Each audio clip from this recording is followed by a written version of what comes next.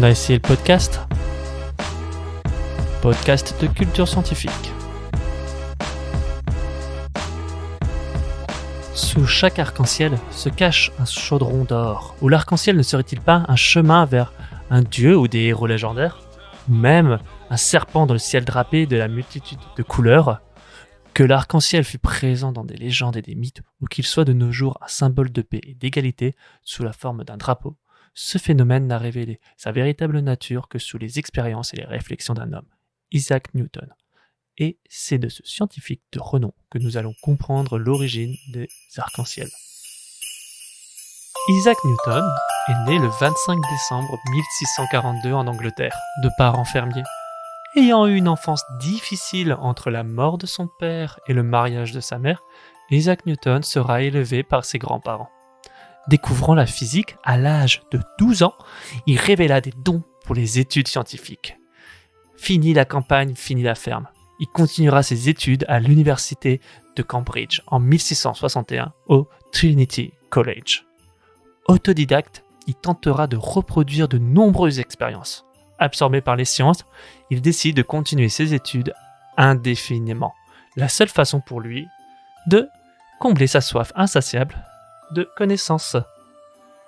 Mais en janvier 1665, la peste noire ravage l'Angleterre, obligeant l'université de Cambridge de fermer ses portes et de renvoyer les étudiants chez eux.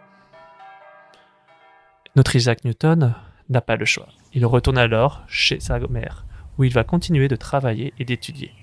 Lorsqu'il reviendra de sa maison familiale, il aura révolutionné la science, dans les mathématiques, la physique et surtout l'optique. C'est en 1675 que Newton expose ses travaux sur la lumière suite à des recherches sur la réfraction de la lumière. La réfraction est le phénomène de déviation des rayons de la lumière lors du passage d'un milieu dans un autre. C'est cette réfraction qui nous donne l'impression de voir des objets plus gros lorsqu'on les trempe dans l'eau. Ces études permettent de prouver le lien entre la lumière blanche et le spectre de plusieurs couleurs. Il fait passer le rayon du soleil à travers un prisme produisant l'arc-en-ciel de couleurs du spectre visible. Il exposera l'ensemble de ses découvertes sur la lumière et les couleurs dans un traité d'optique en 1704. Mais comment ça marche? La lumière peut se présenter sous la forme d'une onde électromagnétique. Une onde peut se comparer aux vagues que l'on dessine pour représenter la mer, comme quand on était enfant, à un enchaînement de bosses et de creux que l'on répète jusqu'au bout de la feuille. Eh bien, une onde, c'est sous la même forme que l'on étudie, sauf que les vagues, elles ne s'arrêtent jamais. On la caractérise par sa longueur d'onde, qui est une grandeur physique qui calcule la longueur de la répétition de l'onde. Je vais vous expliquer. Prenez une feuille et dessinez des vagues. Si vous commencez par dessiner un dôme, puis un creux, puis un dôme, la longueur d'onde sera du début du premier dôme que vous avez dessiné à la fin du second dôme que vous avez dessiné. Ainsi, vous avez votre longueur d'onde. Eh bien, toutes les couleurs composent un arc-en-ciel, détiennent aussi des ondes électromagnétiques. Et ces ondes ont chacune une longueur d'onde différente, de la plus petite, qui est la violette, à la plus longue, qui est la rouge. Et c'est cette différence de longueur d'onde qu'a découvert Newton lorsqu'il a fait traverser une lumière blanche dans un prisme, la décomposant pour former un arc-en-ciel. Et c'est cette longueur d'onde spécifique à chaque couleur qui va nous permettre de créer cet arc-en-ciel. Laissez-moi vous expliquer. Prenons l'exemple du prisme. Lorsque la lumière passe de l'air au vert, elle ralentit. Elle passe de 300 000 km par seconde à 225 000 km par seconde et subit une inclinaison d'environ 40 degrés. Eh bien, les lumières colorées réagissent de la même façon à la même vitesse. La longueur d'onde va entraîner une inclinaison plus ou moins importante. Mais l'onde, elle se caractérise aussi par sa fréquence, qui est en fait le nombre de répétitions de l'onde sur un temps donné, comme par exemple combien de fois l'onde passera sur une minute. Le rouge, par exemple, est, comme on le disait, la longueur d'onde la plus longue. Donc, sa fréquence est la plus lente, parce que la répétition se fera dans un temps beaucoup plus lent.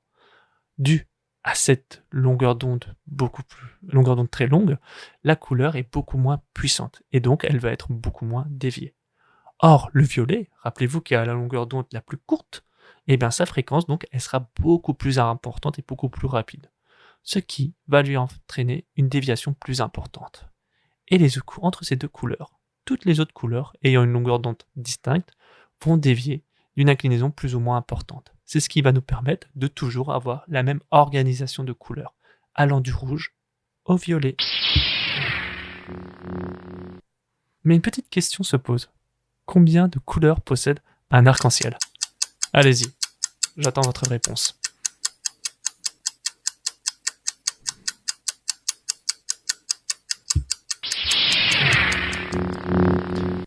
Eh bien, si vous avez répondu à ce podcast en disant 7, vous avez à la fois trouvé une bonne réponse. Newton avait défini qu'il existait 7 couleurs. Le rouge, l'orange, le jaune, le vert, le bleu, l'indigo et le violet. Mais vous savez quoi ? Il existe aussi autant de couleurs que l'on puisse distinguer. Et normalement, on pourrait très bien dire que l'arc-en-ciel possède, par exemple, 150 couleurs. Aristote discernait 3 couleurs. Et dans d'autres cultures, on considérait la présence de 5 couleurs. Mais c'est Pythagore qui influença Newton en pensant que les couleurs et la musique étaient liées. En effet, Newton détermina qu'il existait 7 couleurs qui représentaient les 7 notes de musique. Toutes nos représentations des couleurs de l'arc-en-ciel ne dépendent alors plus qu'une simple mélodie musicale. Do, ré, mi, fa, sol, la, si, do, grattez-moi la puce que j'ai dans le dos. Si on l'avait grattée plus tôt, elle ne serait pas montée si haut.